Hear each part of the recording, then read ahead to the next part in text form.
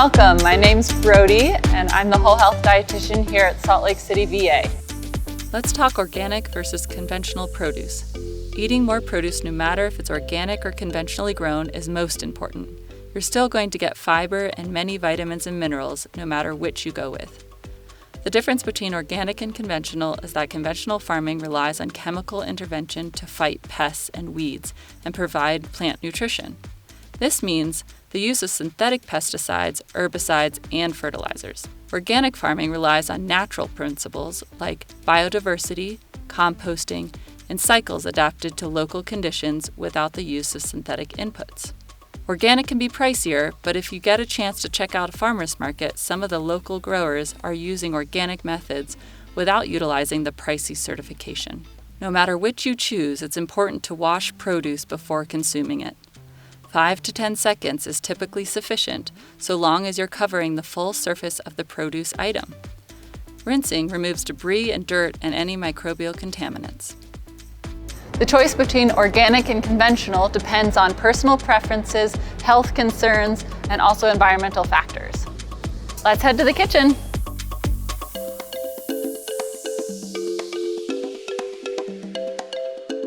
The first step in this recipe is to prep the vegetables. First vegetable we're going to prep is the tomatoes. We want to slice the tomatoes in half. If you have a serrated knife, that would be best, but we just have a regular chef's knife here today. Make sure you use make sure you're very careful when you chop up the tomatoes. Tomatoes are a great addition to this recipe because the juice of the tomato adds to the broth. So we'll go ahead and put our tomatoes in our bowl. Nice sliced up. Okay. And then the second thing I want to show you is thyme. This is an herb. You could use rosemary as well. This is a fresh herb, thyme. And this is a little sprig of it.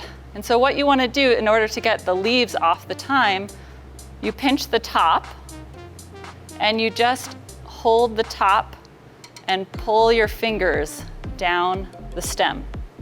Okay? You can pinch the little leaves off the top if you like to. So that's what we're going to do with all the rest of the stems here of thyme. Oops. Okay. Thyme is a really flavorful herb. It does a great job of flavoring this recipe. Take a little bit off the top, that's fine. If your recipe calls for dried herbs, you can use fresh herb as well, but you want to triple the amount of herbs. So our recipe calls for 1/3 of a teaspoon of dried herbs, so we're going to use 1 teaspoon of fresh herbs.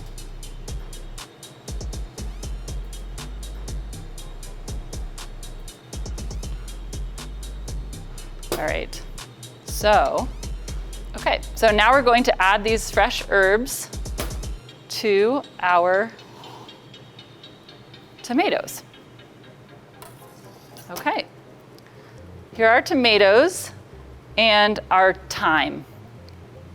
Then we're going to add red onion. Red onion is great for this recipe because it has a nice color to it. It's not going to be cooked super long, so that color will remain. It may not be as bright.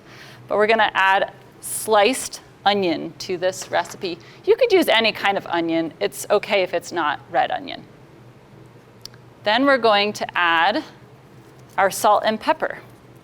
Don't forget some seasonings, as much pepper as you like, and just about a pinch of salt, not too much, just a pinch or so.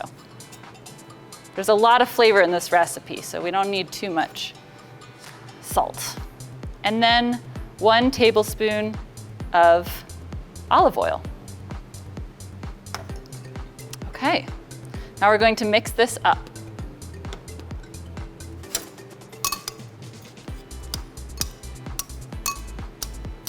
Make sure it gets really mixed in. That olive oil coating all the vegetables. Next, we're going to add the ingredients to our tin foil. Before we do that, I want to show you the pan that we're using. You can use any kind of pan as long as it's oven safe. Here's our tin foil, about 12 to 14 inches long. We're gonna add the spinach to our tin foil. So about a cup of spinach, just fresh spinach. If you don't have baby spinach, that's okay. Any kind of spinach will do. Make sure it's clean. All right. Then we're gonna add our fish. We have tilapia here today. You could use cod or pollock, whatever kind of fish you like, as long as it's a white fish. Pretty mild fish is what we're looking for. Okay, and all we do now is put the vegetables on top.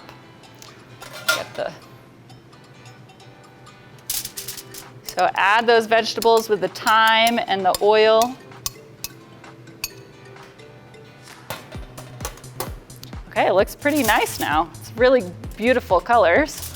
And all we're gonna do now is fold it up so that we can bake it. So what I'm gonna do is fold it kind of like a taco at first. Takes some getting used to fold it, but it makes sense. As long as you fold it down to the food. I feel the food under there, so I'm done with folding it here. And then I'm gonna just crimp up the sides so that none of the juice leaks out. That's very important. If we folded it under, the juice might leak out, and we really wanna keep that nice broth inside of our packet here.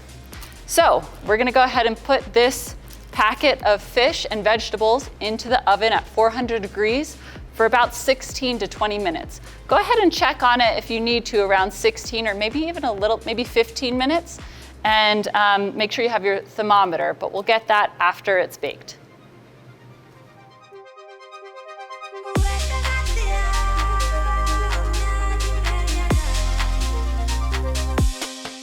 The beauty of this recipe is that you can scale it up to 5 or more servings or down to 1 like we did today.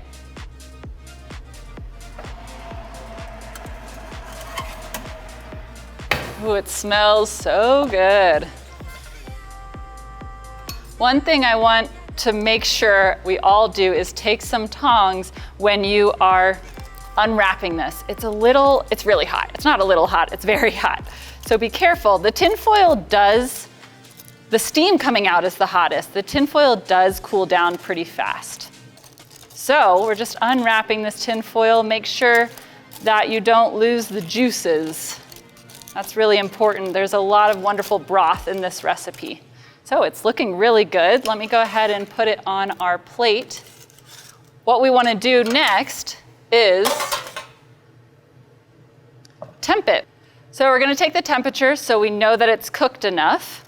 Make sure that your meat thermometer reads 145 degrees. Another tip is to use this meat thermometer in the thickest part of the fish so you know that that has been cooked all the way. Okay, so now what we're gonna do, the last thing, is put the lemon juice over the top. This is just gives it a nice bright flavor and adds some nice vitamin C and nutrition. Okay, that's it. I don't know if you all can see the green in the inside, that spinach underneath the vegetables. It's a really great dish, and now we're done. We have hardly any cleanup. And there you have it. If you want to make this a full meal, you can put this recipe right over a cooked grain like brown rice. Enjoy!